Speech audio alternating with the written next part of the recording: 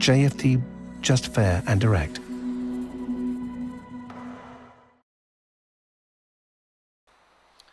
Okay, hello and good morning everyone. Welcome to JFD Traders Espresso with me, Darius Anucauskas. Today is the 28th of April 2022. So welcome everyone, welcome to this Thursday's morning session where we're going to have a very quick look at the markets, a few of the charts, the usual stuff. But before we do that, as always, let's quickly have a read through our risk disclaimer. So, the content we produce does not constitute investment advice or investment recommendation, should not be considered as such, and does not in any way constitute an invitation to acquire any financial instrument or product. As always, I'll give you a few seconds to read the rest and we can continue.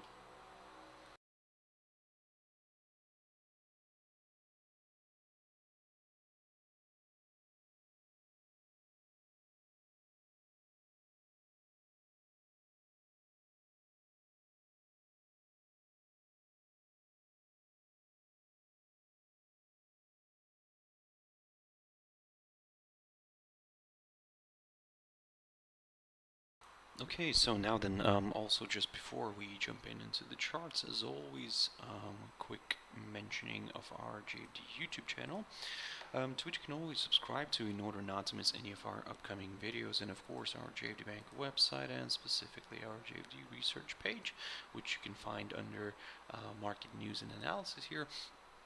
And yep, I believe you can find it useful, guys. So now then, jumping into the charts, guys. The first one I want to pick up here is Nikkei 225. Beautiful rebound here, yeah, we moved higher. We moved away from this hurdle. This is what I talked about yesterday. I said that. And actually on Tuesday I mentioned is that if we drop and stay below this hurdle, this 26,300 zone, then yeah, we will consider maybe a further move lower. But if we remain above this and we manage to stay above this, then yeah, maybe a bit of a retracement here back to this 21-day EMA could be possible. So far it's doing exactly this. It's retracing towards that 21-day EMA. Can it go a little bit higher here? Well, let's wait and see, because basically at the moment, even if it pops above this 21-day EMA, I do have this barrier right here, this 27,215 zone, which maybe could provide a bit of resistance. It's maybe a temporary resistance, and around here, if we draw a downside line around here, we could test this other downside line here, taken from the high of the 30th of March. So in other words, be very careful. For now, this move higher could still be seen as a temporary correction before another possible leg of selling, but again, everything changes very rapidly here in this market, so that's why for now, just let's aim for that 21-day EMA. I mean, the index is already closed, but for tomorrow, for example, like I said, and also we'll keep an eye on how on the European and US trading sessions today. If those, you know, get a boost, then we could see this one traveling a little bit higher here and potentially maybe testing that downside line together with that 27,215 level. Yep, I can see you in the chat room there. Yep, good morning to you too. Good morning to everybody else as well who's joining in. I hope everybody's having a wonderful start of the day before the last day of the week. So yeah, or working week, I would say. But anyway, coming back to this, Shanghai Composite, guys, nice reversal here. Still getting a hold up near that 2,955 level. Now, I talked a lot about this. I said previously that this is going to be quite an interesting area to watch. Previously, I was kind of hoping to see this as a good support area, but didn't really. It did just purely just straight away dropped below it, and then we continued to drift lower. And this is why I also mentioned that if we drop below this hurdle, this area, the next target is the 2,872 territory right here, marked near the low of the first, or actually the lowest point of June of 2020. We got that, we reached that area, and we rebounded from it. Now we're getting a hold up near this 2,955 area. Can we can we, let's say, get a nice push here back to the upside? Well, again, it's a bit of a tricky one right here. I would say as long as it stays below this 2,955 territory, well, there is still potential for the downside. However, if we climb back and stay above this area, then yep, we could go maybe for a larger correction to the upside towards this downside line, and then yeah, of course, we'll have to just take it from there. In the chat room, right, Evo, yep, of course, always be careful, you know, that's quite important. I do understand, yep, not as easy as it sounds, you know, but, well, we always need to try to do our best, of course. And Erica, yep, good morning to you too as well. I hope you're also having a wonderful start of Thursday. Now, coming back to the charts, guys, the German index, DAX, okay, here we have an index which managed to reach one of my targets here. And okay, this is perfect. This is amazing. I mean, yesterday I talked about this 13,887 territory. I said if we drop below it and stay below it, yep, then yeah, further declines are possible. We got that, and we then got a bit of a retracement here, as you can see. Sorry, not yesterday. On Tuesday. On yesterday, we got a bit of a retracement, and then we drifted back down here. And initially, when I was saying that my next target will be this 13,578 territory, and then if we clear that, then I'll aim for this 13,150 level. I'll actually, for further declines, I think this whole area will be somewhat to watch out for. So this 13,200, 13,150. So this little kind of 50-point range could be a nice area for support.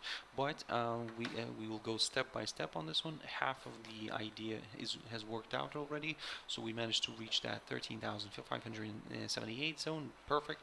Now what else? What's next? To be honest, this is a tricky one, because looking at the cash index, we can see that it's trading currently near the 13,865 area. So that means that we are near this highlighted area again. That said, that doesn't mean that we're going to go higher. We could still, you know, test this area again and then reverse to the downside. But of course, if we start climbing above it and stay above it, then that's where maybe we could consider a bit of a larger correction here to the upside. But again, let's see how it's going to play out today. This 13,887. If we climb and stay above it, then yes, I will consider a move to the upside. Now, NASDAQ 100, guys. This one's quite interesting because we keep on playing around with this 13,020 territory, or in general with that psychological 13,000 mark. Let me just grab a rectangle here. So, yep, there we go. So this highlighted area, I'm going to highlight it so for our future reference.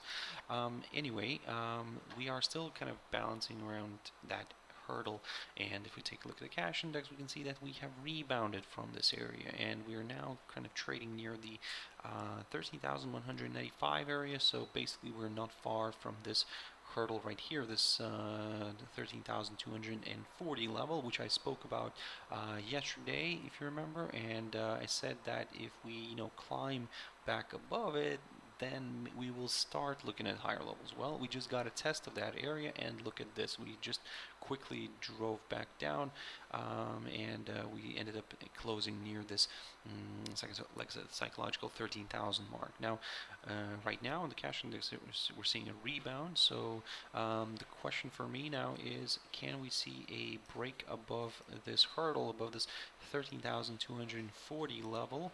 And if we can, then yeah, we'll go for a larger correction to the upside. But the reason why I'm drawing this downside line is because we're still below, sorry, not downside line, this downside arrow. It's because we're still below this downside line taken from the high of the 4th of April. So in other words, if you're looking for some downside, then wait for a drop below this 13,000 territory, somewhere around here. If you're looking for some upside, well, wait for at least a push back above this 13,240 level. Then we could consider a short-term move higher, and then we'll just take it from there. Basically, can we break this downside line? We'll just see then. DXY dollar index. So this one is just on fire, guys. I mean, look at this. I'll jump into some dollar pairs as well later on, but yeah, we've managed to reach my target, the 103 zone. I talked a lot about this, and okay, now where next? To be honest, first of all, I need to mention again that I said before that wait for that confirmation signal. We have not received that signal yet. Of course, this is quite overstretched here to the upside, don't get me wrong, but well, at the moment I would say still, you know, be careful. Again, this is the same phrase that I always mention, guys. Wait for, you know, for that reversal signal, and the next target here right now could be this one there. If I can just put it here, let me just can I? There we go. So did I manage to capture? Yep, I managed to capture that highest point of January of 2017.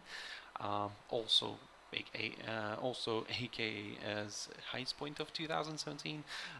So yep, we are approaching that area. We have kind of almost climbed and tested that level. This level is around the 103.82 area. So let's see if we can have a bit of a hold up around here, because at the moment, guys, it's just like I said, it's just yeah, one-way traffic. And we're still kind of, you know, hoping to see that corrective move lower, of course, but we didn't receive our signal yet, so let's wait and see. Gold, of course, stronger dollar is not really helping out here, but just purely from the technical side. If you remember, yesterday I talked about this, and I said that if we drop below this 100-day EMA and the area between the 1872 and 1890 and 1895, if we drop below that hurdle, this area, then yes, this could open the door towards my next target, which is around the 1878 level, which we managed to reach perfectly, not today, oh sorry, not yesterday, but today. So a good achievement, I would say, still. So but yeah, in general, it's working out perfectly. My next target right now is the 200-day EMA, here shown as the black line, which is roughly around that 1859 area, something like that. So keep that in mind. Yeah, if let's see if that hurdle can provide some support. If not, then of course we could drift all the way towards this upside line taken from the low of the 9th of August of 2021. Quick update on WTI oil. WTI oil is still holding on to this 21-day EMA. I would say it's like this 21-day EMA is acting as a good area of resistance. So far, I would say this way, that as long as we, you know, struggle to overcome this 21-day EMA, then there is still potential for this one to move lower. However, this is quite close. Again, I do understand that we have a bit of a maybe doji here, but it's still, I mean, this is very close. This is very headline driven, so you know, news driven. So at the moment, it's a little bit of a tricky one, I would say. Still, for me, from the technical side, first of all, of course, for the upside, if we want to aim higher, then I would need to see a pop above that 21-day EMA, and then preferably I would like to see a move above this hurdle, this area right here in between the 108.70 and the 109.05. But again, we need to see first, you know, a push at least above that 21-day EMA in order to consider some higher levels. At the moment, if it continues to struggle to, you know, overcome this 21-day EMA, then yeah, the downside scenario is still valid, and we could end up testing maybe the 100-day EMA, which in a way at the same time could test this upside line taken from the low of the 2nd of December. Now, jumping into Ethereum, on Tuesday, it drifted lower here and found support near the 2,766 area. We rebounded yesterday somewhat, but in general, as you can see here, we remain below below this downside line here. Now, short-term tentative downside resistance line taken from the high of the 3rd of April. So, in other words, I mean, this one's a bit of a difficult one. So if you're looking for some more downside, then yeah, a drop below this 2,766 territory would be needed. This way, this crypto would confirm a forthcoming lower low, and it could lead to a test of this highlighted area right here near the 2,478. But of course, we'll go slowly on this. Again, as long as it stays in this little area, I'm just observing this one, because if by any chance it starts picking up, buying interest here, then more buyers could join in. Of course, we could see maybe a break of this downside line, a push above this 3,041 zone. If we climb above this area, then yes, this may start attracting more buyers, especially if the crypto jumps above all of its EMAs here in our daily chart, and so on and so on. All these factors need to kind of play out first before, let's say, we could get comfortable with the upside. At the moment, I'm just observing this one, and I'm waiting to see some sort of a signal here. Now, jumping into a few pairs, guys, very quickly before I don't run out of time. Not running out of time yet, but eventually I know that what's going to happen is I'm going to get closer to GBPNZD, and I'm going to start running out of time. So anyway, I'll try to push through this a bit quicker. Anyway, AUDCHF. I haven't looked at this one for quite a while, but basically when previously I talked about this one, I said that we are stuck in this little range. We broke the lower side of the range. We drifted to the downside. We rebounded somewhat, and then we had these annoying false breakouts back into the range. However, the pair is still kind of, I would say just bang on the lower side of the range. We're still struggling to get back into it. This is a tricky one here, I would say. So interesting and tricky at the same time, because, for example, for the downside, I would prefer to see maybe a drop somewhere below this hurdle, this 0.68 52 area. For the upside, what I would like to see here is maybe a push above this area somewhere around here near the 0.6936. A nice good push above this would also place the pair above the 21-day EMA, and potentially more buyers could join in. So in other words, for now we're waiting on this one, and we're waiting for a clear break through one of my levels here, and then we could try to squeeze something out of it. USDJPY, this one is boom, shot up again, and excuse me. So we climbed higher, and this is the thing. I mean, first of all, if you remember previously, I talked about this downside line. What I said previously, that okay, we broke the upside line, but given that we had a bit of a reversal here, that kind of causes a few concerns. But for me to consider the upside, I needed to see a break of this downside line, and we got that. And just for that extra confirmation, we also got a push above the previous highest point of April, near the 129.40 level right here. And now we have tested the psychological 130 zones. So at the moment we will stay, I would say like this, as long as we stay above this area, above this hurdle, then yeah, there is still potential for this one to move higher.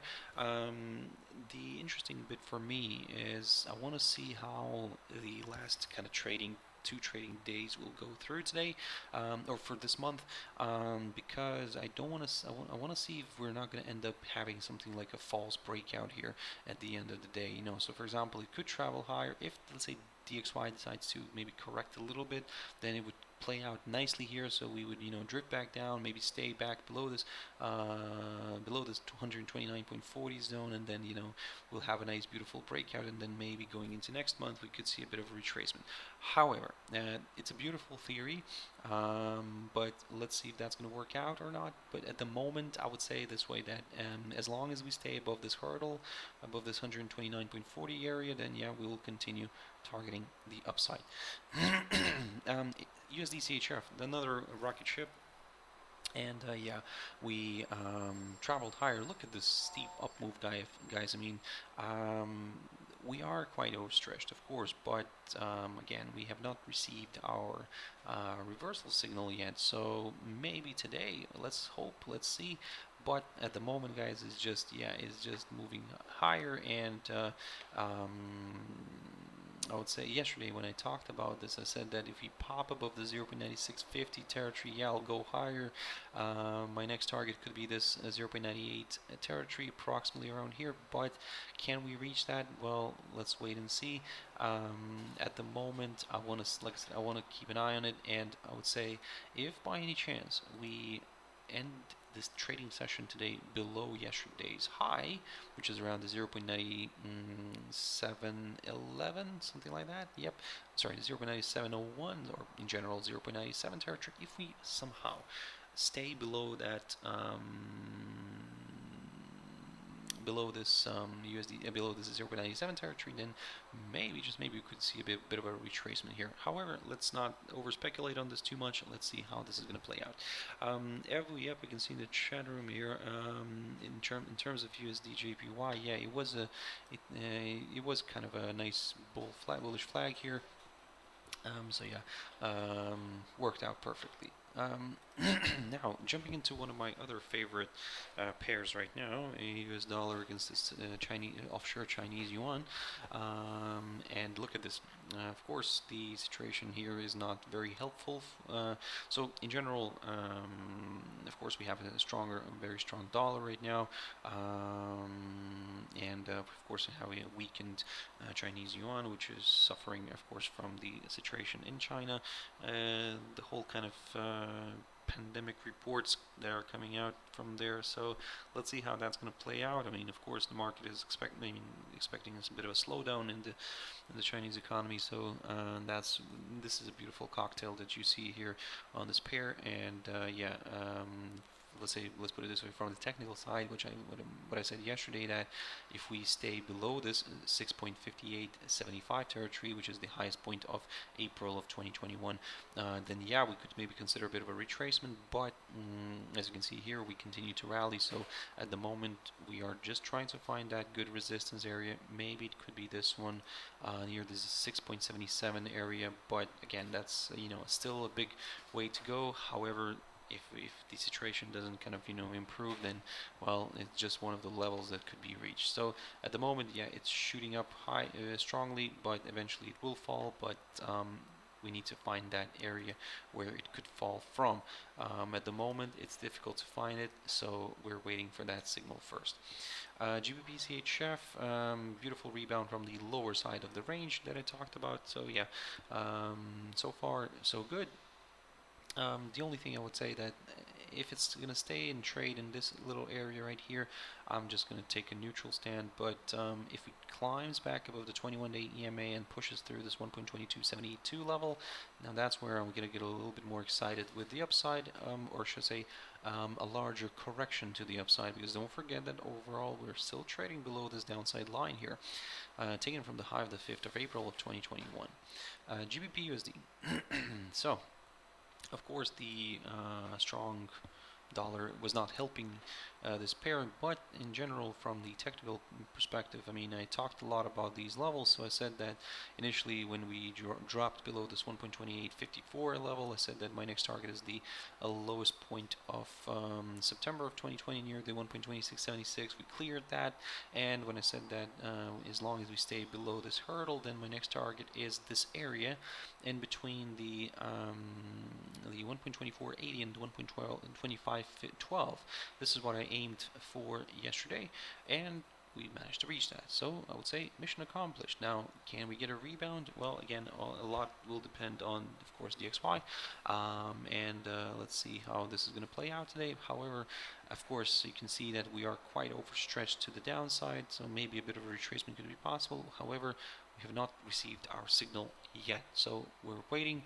But it could present itself with a nice opportunity, maybe going back to the upside here. However, like I said, we need that confirmation signal yet. At the moment, I'm just observing this one. So let's see. Like I said, let's see how this is going to play out near this one in this area around the 1.25 level. GBPNZD.